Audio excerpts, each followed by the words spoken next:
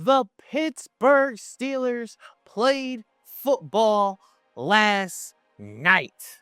The Steelers faced off with the Green Bay Packers in preseason action. We got to see some of our rookies finally touch the grass.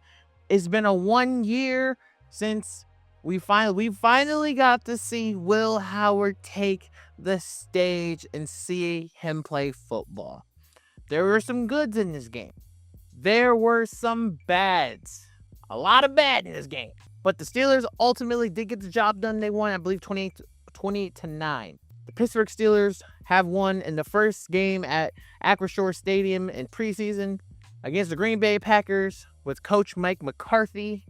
Aaron Rodgers did not play. But now we are here, and we are not going to waste no time. As your boy D back at you with another video going over the Pittsburgh Steelers versus Green Bay Packers. Let's get into it. All right, so the bad in this performance. Let's get the negatives out the way. The bads in this performance, easy, were the offensive line. The offensive line was rough this entire game. They got better in the second half. The twos and the threes. The offensive line really weren't great, to be honest with you. The run game wasn't that great. Push-wise, especially for the offense, I think they can definitely do better. But there's adjustments. I'd rather them play bad now than play bad week 1 to where I'm stressed out. So I'm not too concerned about it. It's just something that we need to keep in mind. For sure, especially to look into next week when they play their next preseason game. Now, one of the offensive line people who I really had my eye on, and I thought he didn't play too bad, in my personal opinion, was Jennings Dunker. I think Jennings Dunker is going to for sure be a shoo-in to actually win the right guard spot. Because I just don't see, I look at Spencer Anderson and I just don't see starting right guard. Brock Hoffman, maybe he can win the job. I just think Jennings Dunker I just feel like he's going to be the guy. I think he did a good job. I want to see him against stronger and tougher competition because he did play with the twos and the threes. So I really want to see him do more. But also another person I was glad to see out there was Broderick Jones. Broderick Jones played damn near the entire second half. And I saw him get reps in, especially coming after that neck stinger. And hopefully he continues to progress because honestly, I'm not opposed to Broderick Jones even maybe putting him at guard. Or even him maybe going to right tackle over Dylan Cook. I'm not opposed to any of this. So I want to see where they go from there with that. Because Dylan Cook had a rough night out. I'm not going to lie to you. He had some concern. He was a little concerning. But Ahanichor was out with an injury. So I'm wondering where we go from there. But Jennings Dunker and Broderick Jones are somebody where I want to see where we go with them through to see who makes the actual starting 5 on the offensive line going into week 1. All right, now we can talk about the penalties. Yes, that was negative, but it's preseason, dog. I'm not talking about penalties in preseason. No.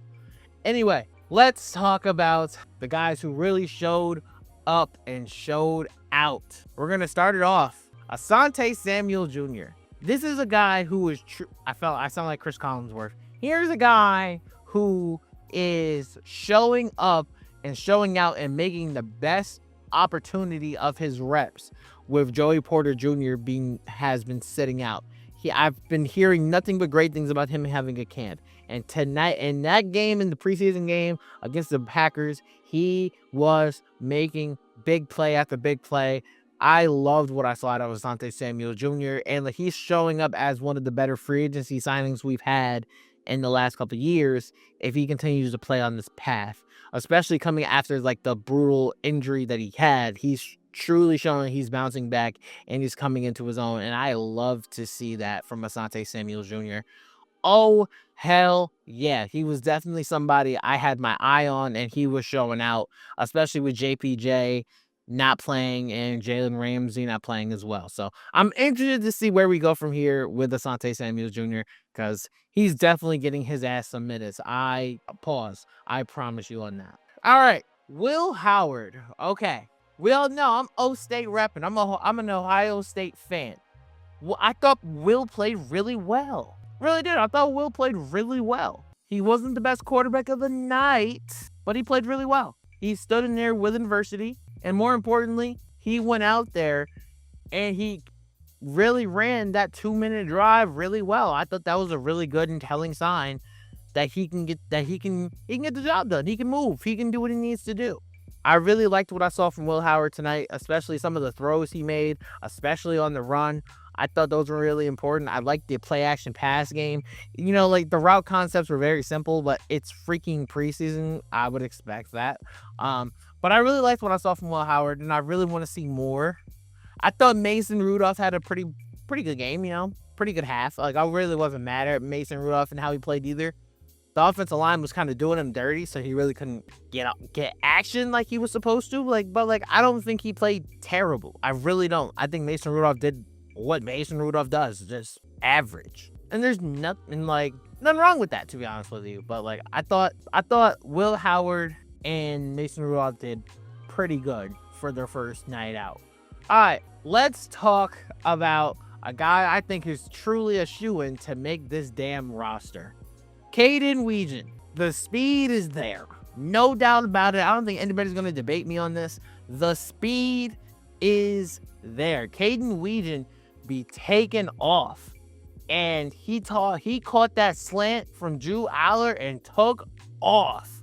He got caught by the 1 yard line, but he was hauling ass. I really like the game from Caden Weegan. Yes, we know he's going to be a kick returner and a punt returner, and he can be dangerous. I understand that. But the thing that I loved the most from Weegan was he showed it as a receiver, that he can get the job done as a wide receiver, and I really enjoyed that. And I hope to see more from Caden Weegan. I was really impressed with his performance. And let's talk about the man of the hour, Drew Aller. I ain't gonna lie, man. I didn't want to take Drew Aller in the draft. I kind of felt and knew we were going to take Drew Aller in the draft because it's Mike McCarthy, 6'5". He has the intangibles, and they call Mike McCarthy quarterback guru. So I had a feeling, but I'm not gonna lie. Drew Aller has the talent to play in the NFL for sure. Can he learn and continue? Can he continue to learn and grow and develop? He literally has the best seat in the damn house to learn, grow, and develop with Aaron Rodgers at the starting quarterback position. I think Drew Aller can continue to learn, but I'm not going to act like he didn't light that bitch up. I'm not going to lie to you. To a point, he lit it up so much to a point where I'm not opposed if Will Howard plays the second half of next week and Drew plays with the 2s or the 1, maybe even some reps with the 1s. I'm really not opposed to that because I need to see more. I want to see Drew play with starter caliber defensive lines and secondaries and linebackers. I want to see what Drew really has because that arm is still there. I know they were talking about how he had bad feet and they need to fix his feet, but I really thought he showed out and he really did a great job. Shout out to Drew Aller. I really enjoyed what I saw from Drew Aller. One guy also, in my opinion, I feel like he could also make this roster that I did not see coming, but I think the Steelers might have found someone. Gabriel Rubio. Bro is stout in the run game. I'm not gonna stunt with you. Bro is pressure in that run game. I was watching him make plays throwing offensive linemen off the ball. And I like what I saw from Gabriel Rubio.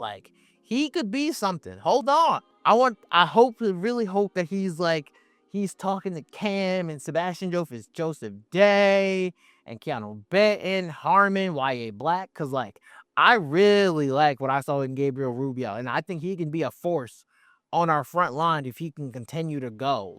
Because I think he can play. I truly believe he can play. And, I've heard nothing but great things from him from training camp. And also, what I saw in that preseason game, I'm he may have a future. He may be able to do something. And the last thing I want to talk about, honestly, is, unfortunately, Caleb Johnson. Because is Caleb Johnson's spot on the line? Could he not make this roster? Because I saw dudes like Travis Homer in front of him and also Lou Nichols. Lou Nichols played very well. He showed a lot of patience and balance and reading holes right. Caleb Johnson didn't really play until the second half. And I thought that was very concerning. Very concerning. Did I expect him to be RB1 or 2? Hell no. Did I expect him to be RB3? Yeah. I didn't see him play a lot, and with depending on the Swiss Army, the Swiss Navy knife of Eli Heidenreich, I don't know if bro gonna make this roster. I'm not gonna stunt with you. I'm a little concerned. Maybe, hopefully, we game 2 next weekend, he can show up and have a fucking impeccable game that can make me change my mind, but he got to do something. I'll tell you that. He got to do something. But I'm rooting for you, Caleb Johnson. I hope you make this roster. I just need to see a little more. Ladies and gentlemen, that is how were my thoughts of just week 1's preseason game against the Green Bay Packers. Let me know what you guys think in the comments below. Is Drew Aller the future of the Pittsburgh Steelers? I would love your thoughts in the comments below. It has been your boy D, Forever Gang, and until forever finds you. Peace.